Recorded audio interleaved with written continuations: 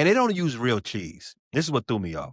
They use Cheese Whiz. That is disgusting. Philadelphia cheesesteak is done better in Chicago.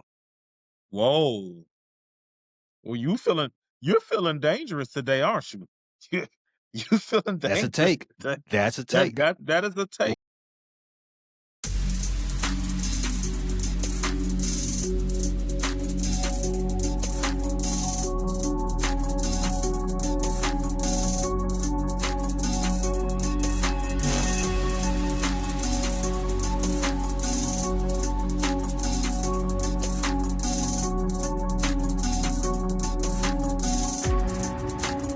This is the best team the Bears have played since week 2. This is an opportunity to make a statement win, and it's also a measuring stick game for this team. We know what a win says about the Bears. But what would a loss to the Eagles say? In fact, let's say this. Let's say the Bears don't cover the spread. Right now, the Bears are a 7-point dog on the road to the defending Super Bowl champs. What would it say about the Bears if they lose by 8 or more? I don't want to make judgments, especially in a long season over a one game sample. It would be concerning because the three teams that I feel that you face that are contenders, you got blown out by the Lions. I'm willing to give a pass to that just because you were early in the process of adjusting to a new system on both sides of the ball. Then you had a poor effort against the Ravens. You weren't blown out, but I would think it's fair to say the Ravens kind of out-toughed you, right? They kind of out-toughed the Bears that game. So I'm not just talking about physically tough. I'm just talking about they were just tough all around. And then you come to the Eagles, and this is the third team that you play that is legit, and you lose, and you lose by more than one score. That would be concerning. I would raise a red flag, but I would not be willing to just dissolve all of the 2025 Chicago Bears hopes and aspirations. But it definitely would be concerning. Just going off what you said in the last episode, there's been a trend for this team. Win 4, lose 1, pick up 4 more. Stacking 5 wins is difficult in this league, especially because as we record this on Wednesday, day before Thanksgiving, Kyler Gordon and Jalen Johnson have not been activated yet. If we go into this game again, down all these bodies, you're bound to lose a game. I'm going to repeat what you said. I don't want to make one game into the entire season narrative, but it is a little because for the same reason, injuries are bound to smack you in the face. But I would hate to lose this golden opportunity to shut all the haters up. Bears are traveling to Philadelphia to see those Eagles, as we already stated. Black Friday, don't blow all your check on them deals, and please keep the leftovers to a minimum while you're watching the game. You don't need another TV. You don't need that. You don't need that TV. We don't play the Eagles a lot, but there is one person in this game that Bears fans are pretty familiar with, Mr. Jalen Carter.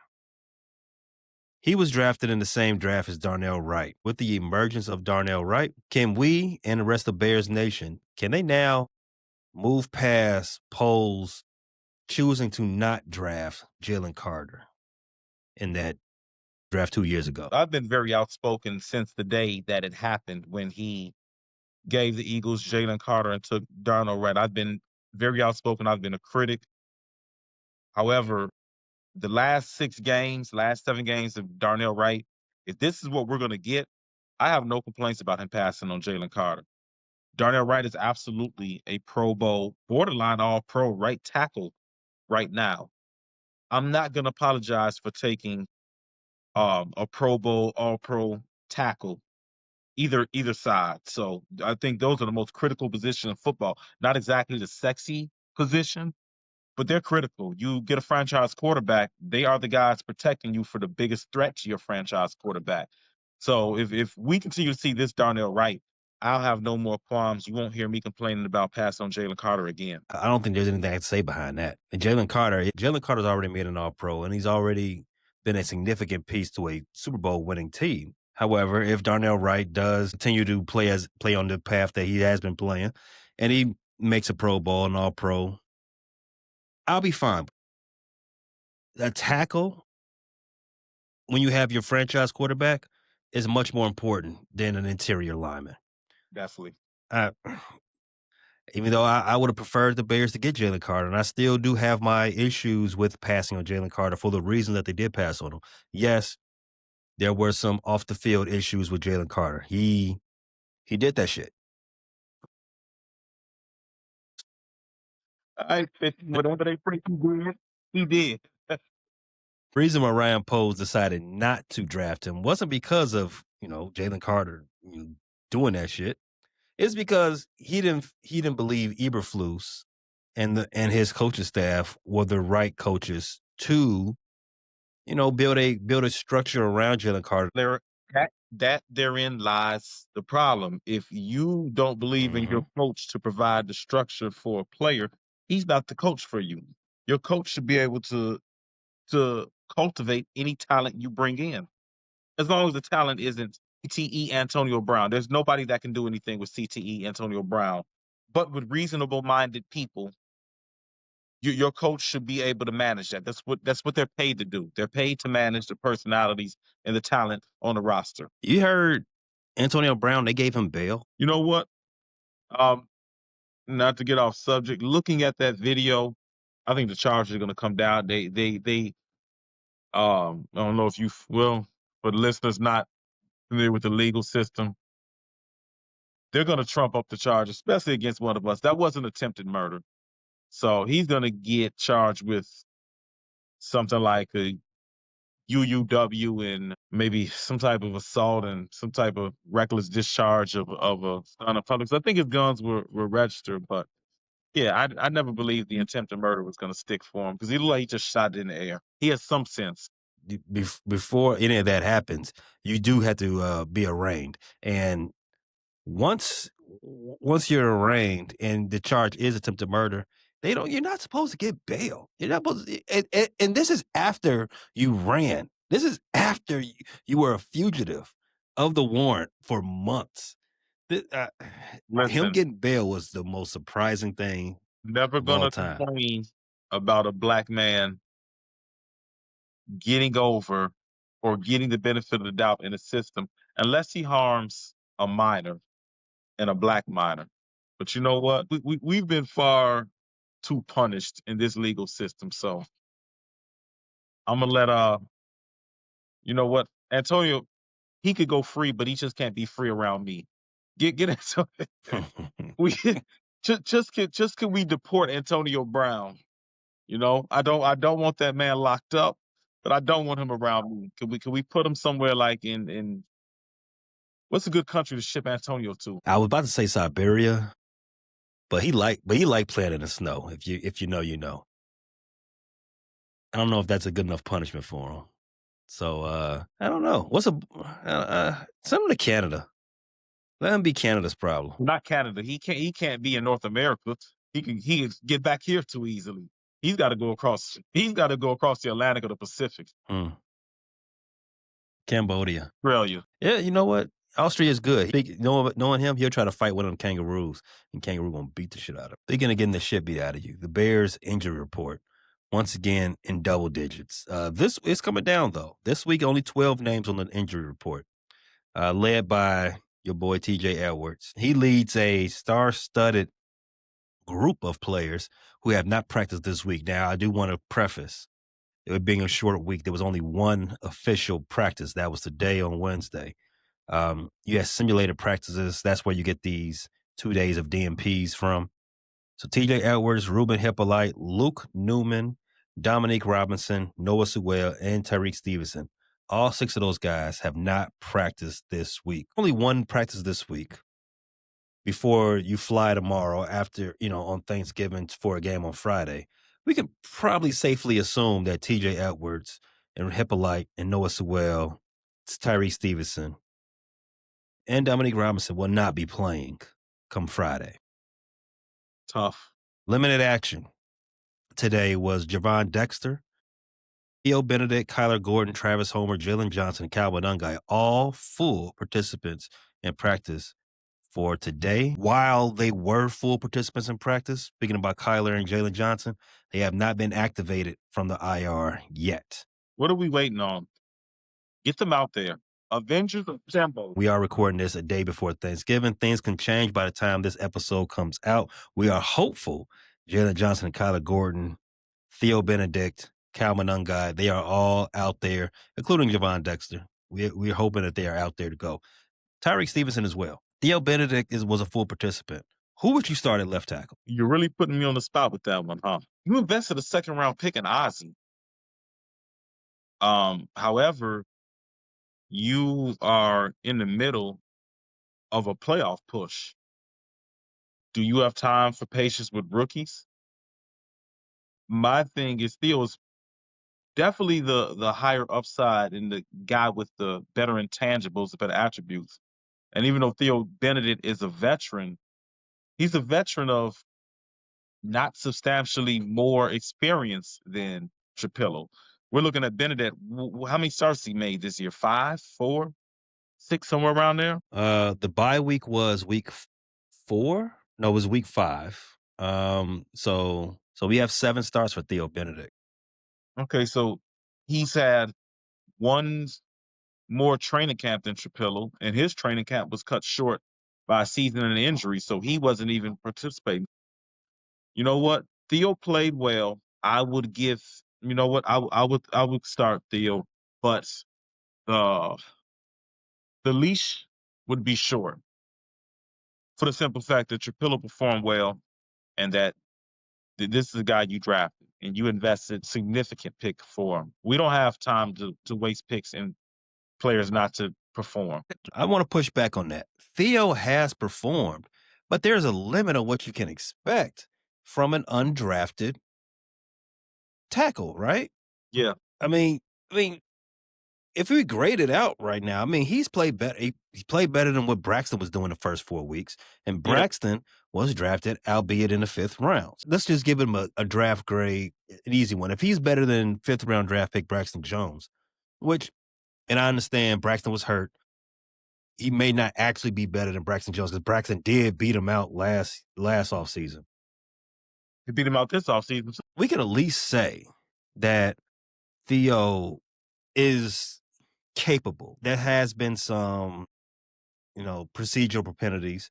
He has needed some help over there, but it hasn't been disastrous. We've seen disasters in this city before as far as coming off that left tackle. Shout out to Jamarcus Webb. Oh, man. Jamarcus Webb. How about Bernard Robinson in the Cutler days? Well, Jamarcus Webb was in the Cutler days. Bernard Robinson. Jamarcus Webb was the one that Cutler swung at. Right, yeah. Bernard Robinson was the one on the other side who got Cutler killed a few times too. Mm-hmm. Cutler deserved it. We were talking earlier about where we're going to send Antonio Brown. Wherever he goes, take Cutler with you. And he a felon too. Favre too? Definitely Brett Favre. But you know what? I don't think anybody would fight us on sending Jay Cutler somewhere because I think his crimes were against the police, right? I mean, get him out of here. Jay Cutler? He had a gun and was drunk. That's 80% of America, any given night. So just don't get caught. Can we deport him for just being a douche and crimes against the Bears? Let's just do that. Crimes against the Bears, which is crimes against humanity. How about Antarctica? Hell? I want to send all 3 of them to hell. Well, the Earth is flat, and above the ice wall is, another realm and another plane. I've dived down the rabbit hole of nonsense. Oh, yeah, there's other species, intelligent species on the other side of the ice wall. So Cutler can be over there with Antonio Brown. Antonio's from over the ice wall. Maybe that's the problem. He's lashing out and he's having a difficult time adjusting to life on this side of the realm or the firmament. Did I get it right? The firmament? That what it's called? Permafrost? I don't know. It's wearing a dome, I guess. Yeah. Snow globe, if you will. Yes. We're not a globe. Don't you say that. We're not in a globe. It's flats. Right. But it's gonna kick off a war if we send Brett Favre and them over there. Because they're gonna be like, all right, y'all playing with us. The aliens gonna come over here and fight us now. We got a bigger, more important fight to talk about first. Bears and Eagles. They are a 7-point favorite. They are led by Jalen Hurts, who has 2,284 yards on the season, 17 touchdowns. Devontae Smith is leading them in receiving, 55 catches for 754 yards, 3 touchdowns. And Saquon Barkley, you all know about him, the NFL Offensive Player of the Year last year. Yep. He has Yeah. just under 700 yards for, rushing and 4 touchdowns. The Bears, everybody's favorite, Caleb Williams, 20,568 yards, 16 touchdowns. Roma Dunze, his favorite receiver, 42 catches for 653 yards and 6 scores. DeAndre Swift is leading the backfield with 649 yards and 4 scores. The Chicago Bears lead the all-time series, 30 wins to 17 losses, but Philadelphia has won each of the last 5 matchups. One of those 5 is one that we will never, ever forget. Know which one that is. Are you talking about the January 6, 2019 game in which they won by 1? That was on January 6th? Are you serious? January 6, 2019. That's a Yeah. terrible day. I'm referring to that one, the double doink. Could we skip January 6th next year? Go straight from the 5th to the 7th? I'm with it. Nothing good happens on January 6th as it is. If we need to skip a day, let's add another day to Black History Month. I ran down the leaders for both teams. Everybody that listens to this show, watches the show, knows about the Bears. And I think football fans in general knows about the Philadelphia Eagles. They have been one of those teams for the last handful of years, if not longer. What are the Eagles' advantages in playing this game against the Bears? They're not advantaging much right now. I would typically say, the running game and the offensive line, but the Eagles' running game is not it's not moving right now. It's not effective right now. Lane Johnson is going to be out again, right? Mm-hmm. So we're looking at an offensive line that's less than full strength. We're looking at a running game that hasn't been effective. Even though Jalen Hurts, one of the top 10 quarterbacks in the league, their offenses lack punch. I would say the only advantage the Eagles have in this game will probably be their passing defense, maybe. But they've had games where they've got exposed down the field. I don't really know if the Eagles have an advantage right now. And I know that's strange to say because the Eagles are, I believe, are a 9-2 team. Both of these teams are 8-3. This might sound strange because they're defending champions. They're 8-3 leading.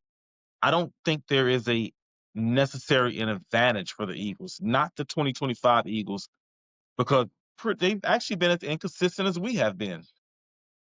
It's not a perfect 8-3. If you watch their last game, their passing defense was on full display, getting eviscerated by George Pickens. You're kind of on a good path there. They are 22nd in the league in passing defense. Not too good. They got names, but they've been getting exposed. Football's a tricky sport. You're on top one day, you're on top one season, you come crashing back the next year. But that won't happen to the Bears because the Bears got that motion. I'm gonna tell you this: I think the Eagles have a significant advantage in this area, in an area where we've been yelling at the Bears for weeks. Mostly not us, but Tiffany. They have advantage in the red zone.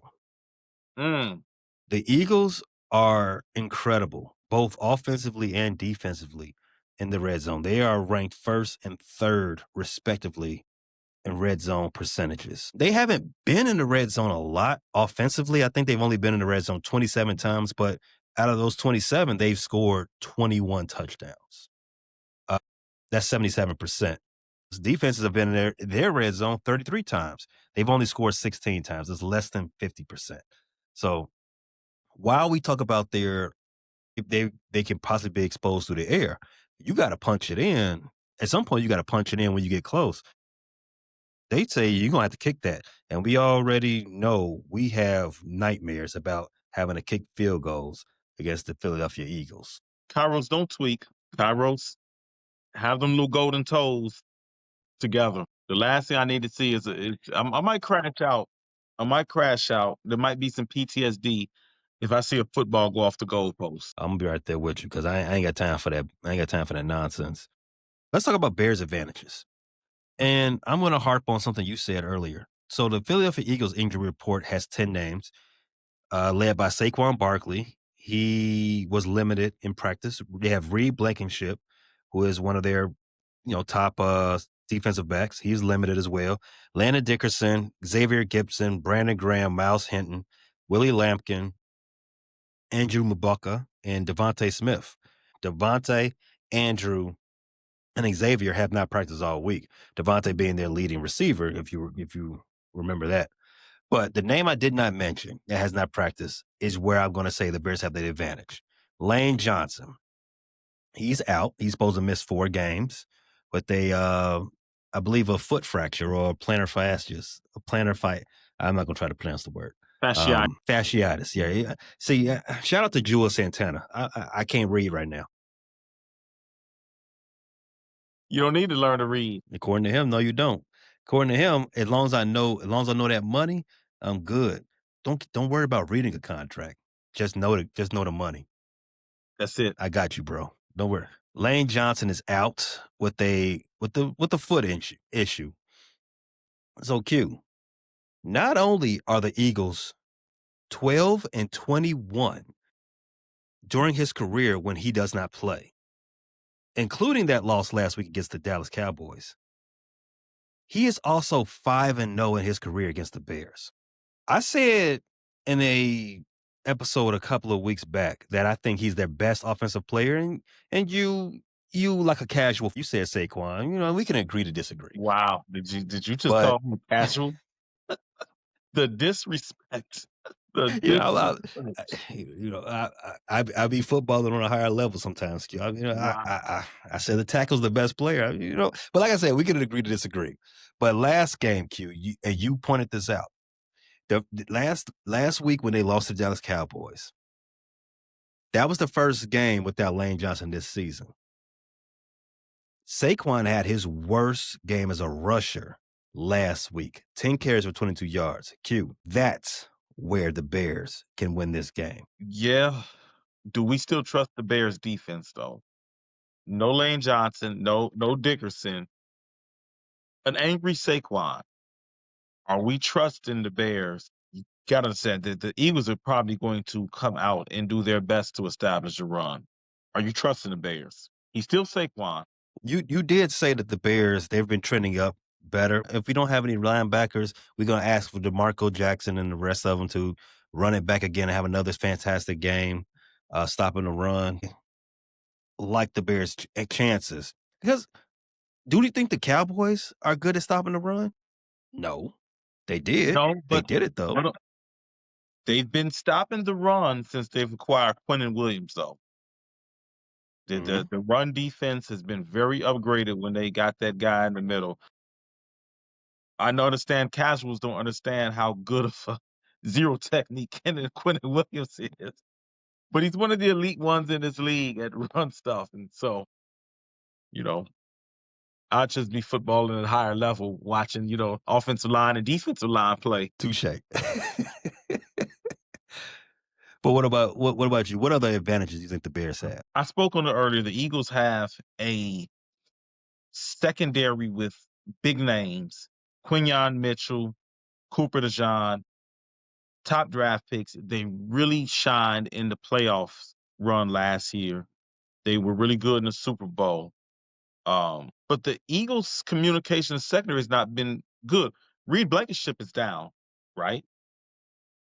Andrew, he was limited in practice this week. Mabuka, the kid from Texas, I actually liked him. I would have loved to see him in a bit. He's out, right? Yes, he has not practiced this week. Andrew Mabuka. So we're looking at 2 safeties down for the Eagles, and Andrew was playing a lot. So I think the Bears do have an advantage in the passing game. Now you got to protect Caleb. The Eagles' pass rush is not quite what it was last year. Obvious reasons. You've lost some studs. You lost Josh Sweat to the Cardinals. Keep Caleb protected, set a pocket. I want to see if the Eagles secondary can continue to struggle, not live up to their names. I want to see what they're going to do down 2 safeties, what their communication looks like. DJ's coming off a big game. Colson is starting to emerge. I want to test them down the seams. Zach Braun, a guy who he was an All-Pro last year. He's a converted edge rusher. if there's one weakness in his game, it's a little bit in pass coverage. He wants to get downhill. He wants to fill gaps. He wants to stop the run. That's where his strength is. I want to test the middle of that Eagles defense. I want to test those safeties. I want to test those linebackers. But I want to get Braun isolated in coverage with Loveland or with one of our receivers. That's where I want to test him. That's where I think the Bears can find their advantage in those matchups. So if you ask me what the Bears' advantages are, I'm going to say matchups. I like the way this episode's going so far. Let's talk about the Bears offense versus the Philadelphia Eagles defense. Bears rushing attack is still ranked second in the league, and the Philadelphia Eagles, their rushing defense is ranked 21st. They are allowing 110 yards per game. The Bears are averaging 142 yards per game running the ball. Last week, it was a similar dichotomy between the Bears rushing offense and the Pittsburgh Steelers rushing defense. It didn't work out too well as far as us being able to run the ball on them. I kind of think it was by design, because if you remember in the second half, they threw the ball like almost 20 straight plays. I don't want to think that the rushing game got stymied or anything like that. I just think that maybe it was game planned out by the Bears themselves. I think the general strategy for this game, even though you said you think the Eagles can be got through the air, and George Pickens definitely got them through the air a lot last week. I think the game plan for the Bears still has to be run first, pass second. Do you agree or disagree with that? Going on the road, yeah. Playing a Super Bowl champion, I would agree that that the best way to neutralize Philly would be by the run. The run game is the quarterback's best friend, and I think that can only do wonders for Caleb's confidence and efficiency. So yeah, the Eagles are coming in 22nd ranked against the run. I want to test that first and foremost. My thing is this: you got a very aggressive front four for Philadelphia, right? This is the week we need that play action to be play action-y.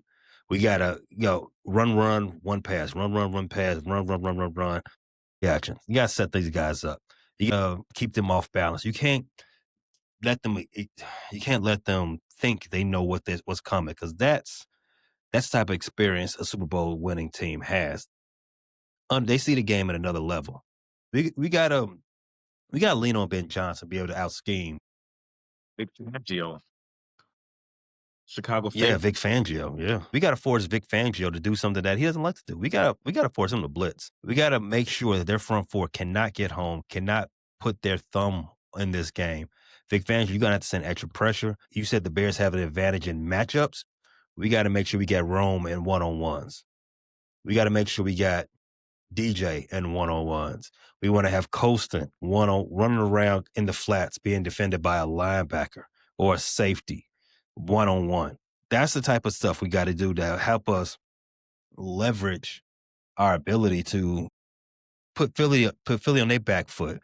Philly can play a boring game of football. If they don't respect you, they get take the air out the ball and try to, do all that soft stuff. You got to make Philly come out and play a full game. We don't want to tush push. Keep that brotherly love away from us. We saw enough of the tush push last week. I don't want to see that no more.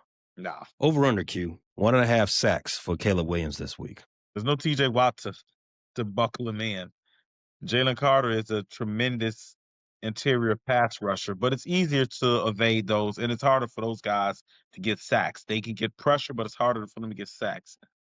I am going to go. Caleb's going to be on his best behavior. I'm going to go under. Eagles for the season, they have 22 sacks. Not the most in the world, but it's decent. I do like our chances. Caleb Williams being able to evade pressure. If the interior line is the key, is the secret sauce for the Philadelphia Eagles. Interior alignment, they push the pocket up so you can't step up in the pocket, and you gives the edges, your defensive ends, the opportunity to come over the top. And I like our advantage. If Theo comes back and plays, if Darnell Wright plays up to his potential once again, I like our advantages to be able to force the interior line to have to make the play on Caleb Williams. And if that's the case, I like Caleb Williams in that battle to be able to evade and keep keep the play alive and make some things happen downfield. Now, can he complete the pass downfield? Story for another day. What do you think about, in the Eberflus era, in the Shane Waldron era? We hated this one play, the screen pass. We haven't seen a lot of screen passes, at least lately, in the Ben Johnson, Declan Doyle era. What do you think about bringing those back? I'm thinking 3, 4 screen plays this game. Again, the strength of this team is in their front four. What do you say we allow them to have their way so we can use their aggressiveness to our advantage? I'm not against that. Philly, their corners are good tacklers and they're athletic and nimble. But let's get DJ in space. Let's get Luther in space. And like you said, one of the ways to alleviate or neutralize an aggressive pass rush is screen plays. Get things going horizontal. Get their eyes in different places. Get them to not make that first step off the field initially. So I'm with that. I want to see DJ and Luther in space. And it's always a good idea when you get the ball in DJ's hands on the perimeter and Luther's hands on the perimeter space. So I'm not against that. Yeah, DeAndre I Swift is definitely want to. I DeAndre definitely Swift want to is see that. operated well in the screen game. I know you were saying Mhm. wide receiver screens, but you can send it back in motion and have him split out and get him in space. So yeah, DeAndre's been very good in space too. So I like where you're going with that. Have you texted Ben Johnson about game plan installed for Friday? They need to. I think you can attack this defense in multiple ways. There's a screen opportunity. They're not that good in stopping the run. Um, you saw last week their ability to be hit through the slot. Dory Jackson and Fred Blankenship, they might be hobbled and may not even play. The opportunity is there for Colston to have a big game. Luther Burton have a big game. DeAndre Swift have a big game. Q. If I was to rank those 3 pass catchers, who do you think is the most likely to have a big game come Friday? I'm gonna go with DeAndre because there's the vengeance factor. Um, he played Mhm. he played his ass off in Philly. He got to a Pro Bowl in Philly, and they saw something Best newer, season of his career. best season of his career. They saw something newer and shinier, and they discarded him. He did what he was supposed to do for Philly, but you know, Saquon came in there. He's an upgrade. A sexier new toy. You know how that goes. Saquon came and took his spot. I think the Bears have the opportunity to dictate the pace of this game. The Eagles are used to dictating the pace of any game they play in because they have Saquon Barkley. They have an overpowering offensive line, but no Lane Johnson this time. And they have steady Jalen Hurts. I say Question: steady because he's not overwhelming. How much are we going to glaze Lane Johnson today? I'm giving respect. I'm not glazing. There's respect. He's a Hall of Famer, Q. Come on, have some respect for a Hall of Famer. You like those 2 guys on the Bulls show. They was disrespecting Chris Paul in the last episode. Hall of Famer. Come on. Not Zeke and I Rick. don't know what it is with you Bulls fans. Not Zeke and Rick. I need to have a word with Zeke and Rick. I haven't slid through at all this season. I need to make my season debut. Shout out Chris Paul with season debuts and rest days. Come off the bench and slide on them. Shout out Rick and Zeke. Shout out Bulls fans. Shout out C Red. We're all seeing red because we're frustrated Shout Chicago out. sports fans. We all see red. But I do think the opportunity is there for the Bears to control the pace of this game. Something the Eagles are not used to. They're used to forcing people to play their way. And I think everything goes according to plan. Jalen, you have to start flinging it. You have to start slinging that pill. You're gonna have AJ Brown might be happy with that, and take that as a segue. Let's talk about the Philadelphia offense versus the Bears defense. Q, what's the number one thing that scares you about their offense? Might be a surprise. Devontae Smith's ability to go deep against a depleted Bears secondary. You know what? If Jalen Johnson is there, I feel more comfortable in us matching up against Devontae Smith. Kyler Gordon is there, I feel more comfortable. If we're down Tyreek, Kyler, Jalen Johnson, that is my concern right there with Devontae Smith being able to get downfield with those back-breaking long plays, some explosive plays, that is going to be my concern. Saquon is Saquon a Hall of Famer? Would you or are you giving him that gold jacket? Not yet. Not yet. Not yet. Okay. So I can still disrespect him if I want to. Disrespect anything in green and yellow. I don't care if they are Hall of Famers. When the Packers come, I don't care. Disrespect all of them. Goddamn right. So Saquon is another one that's scary. I know he's not having a season. I think he's averaging about 3.8 yards a carry. It's something very pedestrian. It something reminiscent of his injury-filled Giant days, the years where he was coming off an ankle and a knee. But that's another guy with no linebackers. If he gets to the second level, that could be danger. But I'm gonna go with Devontae Smith right now because we could be down three of our best corners. The scariest thing about their offense as it relates to this game for the Bears, they don't turn the ball over. Yeah, Jalen, one interception on the year or two? One interception. Wow. One interception. They don't turn the ball over. And again, we know the Bears defense is not a very good defense as it relates to standard ways of grading a defense. The way they've been able to get over is takeaways. That game last week, Deshaun Wright set the tone. A tremendous interception he That might be had. the interception of the year. That might be. Yeah, it could be. I mean, I don't know if you watch college football, but if you saw Indiana, the way they beat Penn State a couple weeks ago on that touchdown, I mean, that catch is right up there with that one. I agree. With that said, we are definitely going to need Kyler and Jalen Johnson come back because if we have to depend on them to give us the ball for an extra possession, I don't know how confident I am in that happening. I think if the Bears, let's just say the Bears don't set the tempo, the Bears don't get a takeaway in this game, the Bears will be meat. The Bears will be bird lunch if that's the case. They have to play mistake-free football. They have to capitalize on anything the Eagles give you. They turned the ball over twice last week against the Cowboys, if I'm not mistaken. In that Cowboy comeback, I saw two fumbles. One by one by Saquon, and I forgot who the other one was by. But in any case, you can't count for that to happen 2 weeks in a row. They are extremely well disciplined as it turns to giveaways. This is going to sound like a shot in the wind, but I need those guys back. I need those guys back. If it's now or never, to be honest with you. Everybody say this is the tough parts of the schedule. Kyler Gordon was not supposed to miss more than 4 games. He's already missed 5 now. So I need him back. It's time to nut up or shut up. But you know one thing that helps the secondary? Pass rush. The Bears pass rush. Again, another much maligned unit with the Bears. Now on the season, the stats will not tell the whole story. Montez Sweat has been pretty effective. He's got 5 sacks in the last 6 games. Thus far. We got Deo out. We got Dominique Robinson's out.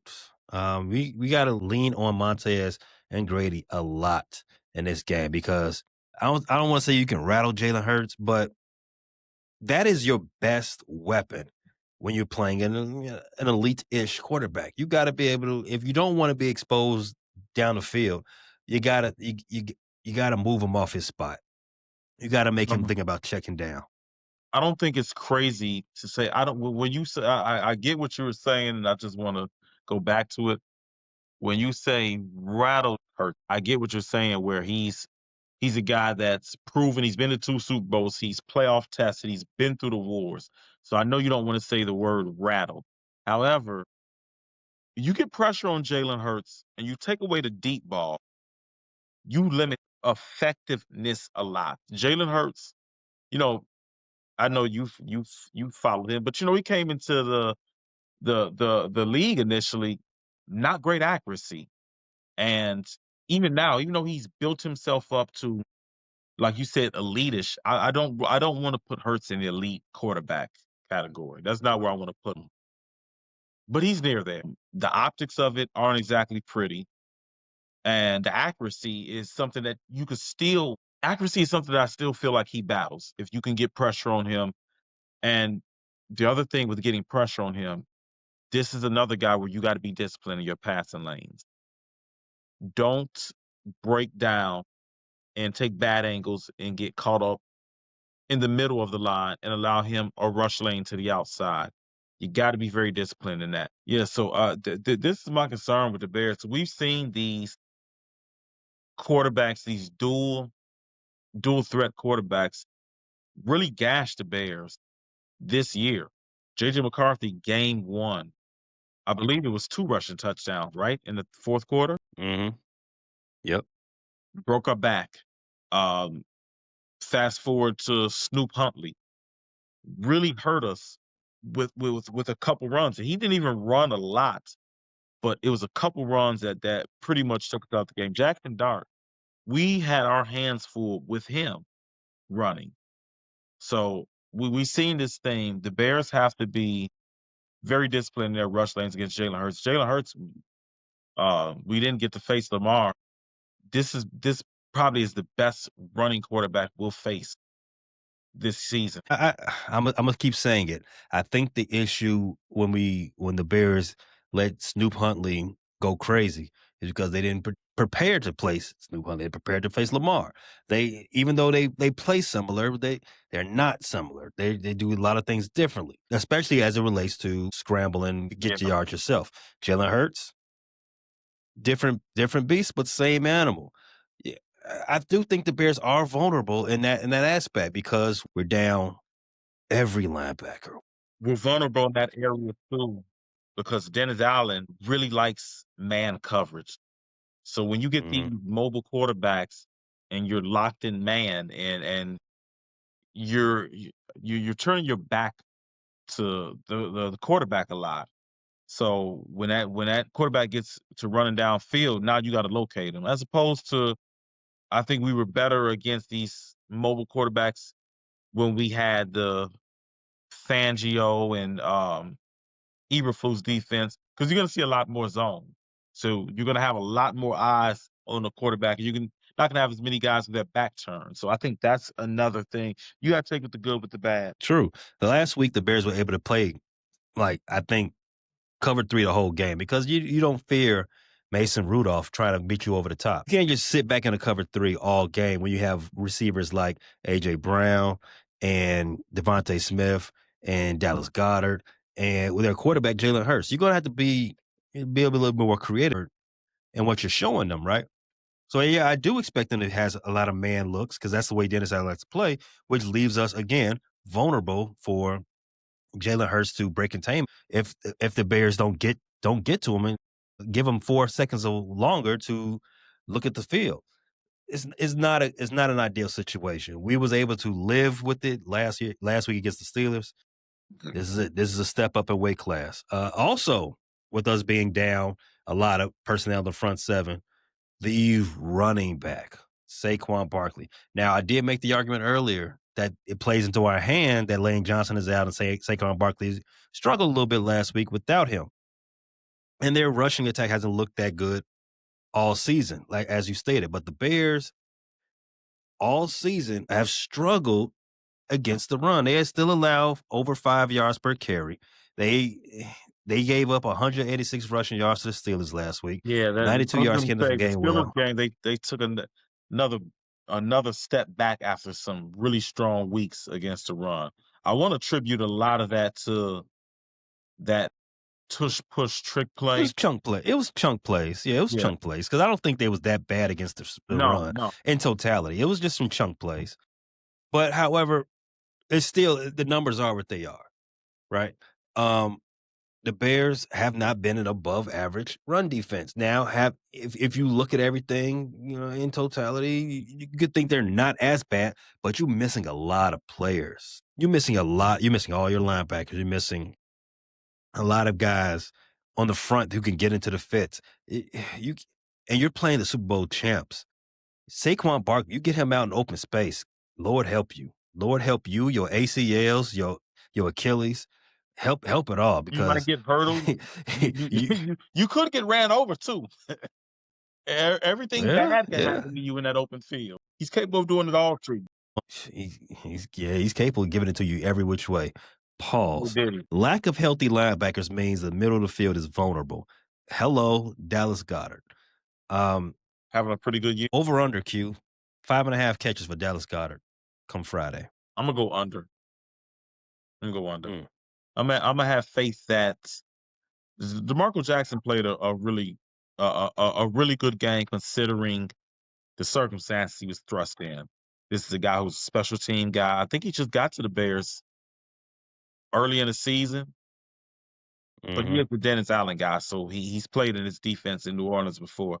But I'm gonna have faith that Kwani Byard, DeMarco Jackson. I don't know who's going to be the other linebacker, Hippolyte or Among. I'm not even going to butcher his name. Nope. A man is on IR as well, and Hippolyte has not practiced all week. Oh, and are they going to just run dime? If we get those two, if we get Jalen and Kyler back, I wouldn't be opposed to that. Yeah, you're probably your best bet would probably be dime with CJ and Kyler on the field because, geez, I don't know what else they're going to try to do with the linebacker at this point. But again, that leaves you extremely vulnerable for the run, and I do not want to be the get right game for the Philadelphia Eagles. For Saquon. Saquon hasn't had a explosive run in three straight weeks. He had a 100-yard game. No, he hasn't. It's been a downturn since his 2,000 yards last season.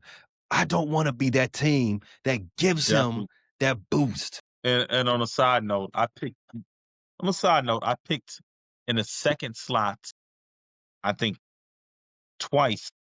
three times this draft.